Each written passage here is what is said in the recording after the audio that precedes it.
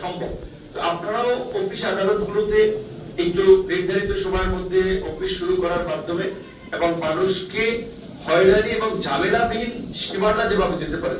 তো তাহলে আমি গতকালকে আপনার 2টা পর্যন্ত, যদি তার এটা আমার পলিটিক্যাল বলেন, আবার এখন যেহেতু আমরা তো জনগণের প্রতিনিধি হিসেবে যাই করি, এটি জনগণের জন্য কাজ, কিন্তু চাপ তৈরি করে সেগুলো করা যাবে না।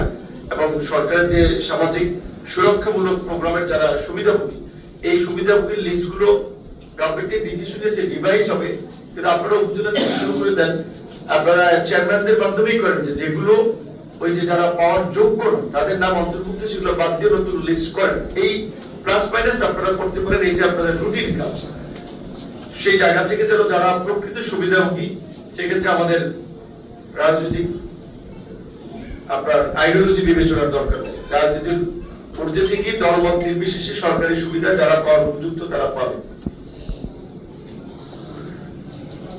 আপনারা তো একটা জানেন যে এটা ব্যাংকের সাথে রিলেটেড, কৃষকদের 10,000 টাকা করে ঋণ সেকেন্ড ক্যাবিনেটে এটা মওকুফ করা হচ্ছে।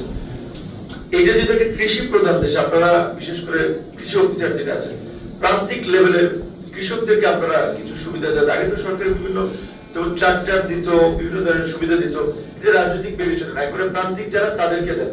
আরেকটা কথা হচ্ছে, এখানে যদিও এটা সবার জন্য প্রযোজ্য না, কিন্তু তারপরে এখানে আলোচনার বিষয় যে আমরা গত 1 বছর দেখেছি, এটা খুবই দুঃখজনক যে আমরা জাতীয় পর্যায়ে আসলে রাজনীতি করে লাস্ট সরকার থেকে শুরু করে এই সরকার আমরা একটা গুরুত্বপূর্ণ জায়গায় আছি, কিন্তু আমাদের এলাকায় যে সমস্ত অনিয়মগুলো হয়েছে সেগুলো এখন সামনে আনতে অনেকের চাকরি চলে যাবে।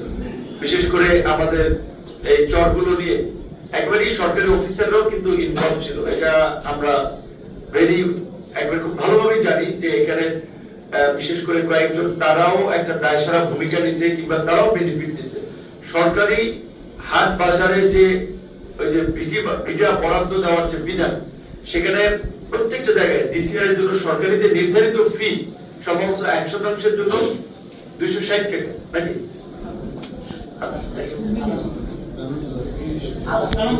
প্রথমবার করেছে, যেভাবে আমরা সেইভাবে কাজ করতে চাই। কারণ আপনি দেখেছেন যে বাংলাদেশের প্রধানমন্ত্রীর ছেলে, রাষ্ট্রপতির ছেলে, তিনি যে ফ্যামিলি আসলে স্ট্যান্ডার্ড থেকে রাজনীতিতে উঠে আসছেন, কিন্তু ওনার যে চলাফেরা করে সিম্পল এবং বিশেষ করে আগে নানা ধরনের ওনার বিরুদ্ধে প্রোপাগান্ডা ছড়ানো হতো, আমরা ওনার সাথে কাজ করে এখন দেখছি যে আপাতত মস্তক দেশ এবং মানুষকে নিয়ে একটা ভাবনাশীল মানুষ।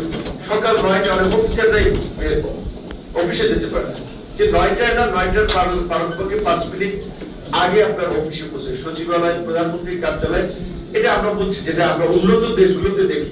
যেমন জার্মানির আপনার যেটা মানে একজন আমাদেরকে বলছিল তার এক্সপিরিয়েন্স থেকে, যে দেখা যায় অফিসে যাওয়ার পথে সবাই রাস্তায় একটা বার্গার হাঁটতেছে আর খাইতে খাইতে যাচ্ছে।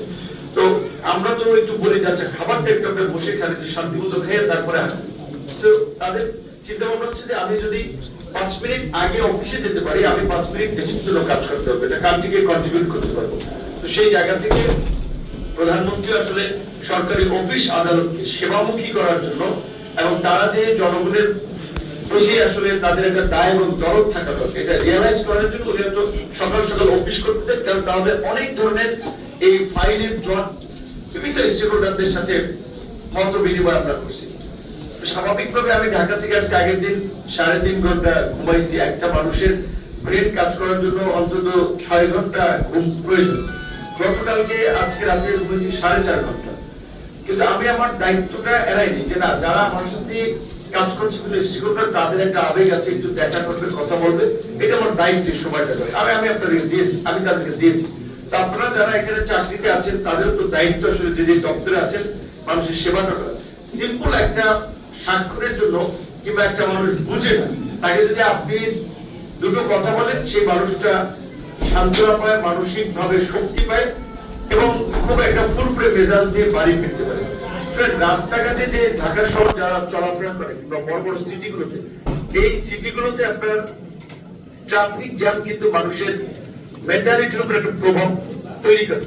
এই ট্রাফিক জ্যাম কিংবা পরিবেশ মানুষের মেজাজ খিটখিটে করে দেবে, যেটার প্রভাব পড়ে পরিবারের উপরে, বাচ্চাদের সাথে কিংবা ফ্যামিলির সাথে মেধা স্কিম কিনে থাকলে বাসায় কিন্তু একটা রাগ তৈরি হয়, একটা ক্ষোভ তৈরি হয়, ছোট একটা ইস্যুকে কেন্দ্র করে অনেকটা পরিস্থিতি তৈরি হয়।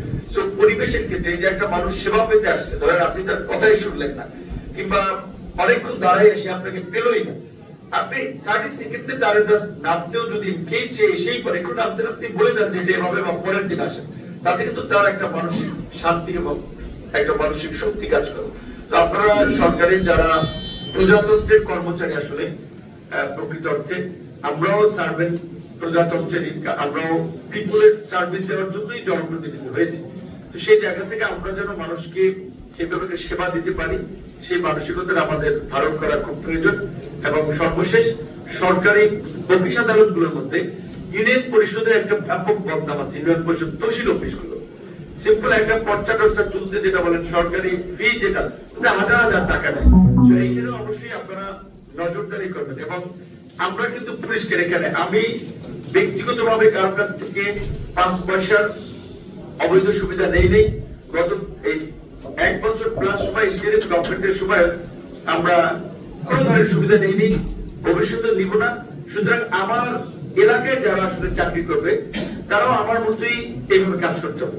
এই ব্যতিক্রম হলে তাদের সেটা কিন্তু আইনগত ভাবে বা যেভাবে ব্যবস্থা সেই দিকে আমরা হাঁটবো। বিকজ আমরা চাই যে অন্তত বাংলাদেশের একটা জায়গা থেকে পরিবর্তন শুরু, সেটা গলা চিপা 10 মিনিট থেকে। আমরা বলছি যে আমরা ইয়ং মানুষ, ভবিষ্যতে আরো রাজনীতি করবো।